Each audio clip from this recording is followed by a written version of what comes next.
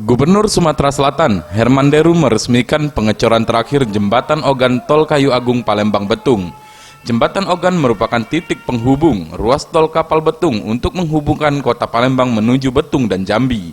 Herman Deru, Gubernur Sumsel mengatakan, Jembatan Ogan Tol Kapal Betung ini menjadi salah satu jembatan tol terpanjang di Indonesia, memiliki panjang 1,6 km, sehingga menjadi kebanggaan masyarakat Sumsel.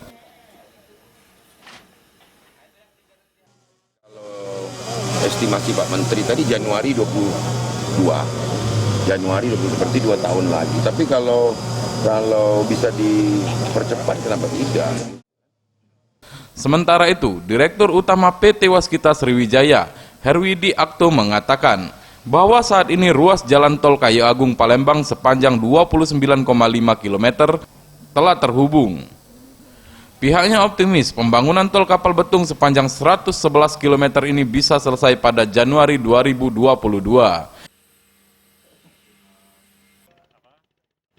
Tepi jembatan kita pekerjaannya terus kita nanti semutkan permukaan ini Pak, karena kan ini jalan tol terus kita semutkan permukaan beton terus kita aspal. Jembatan Ogan mulai dibangun pada Juni 2016 lalu dengan nilai pembangunan yang mencapai 1,25 triliun rupiah. Tim Liputan Sriwijaya TV.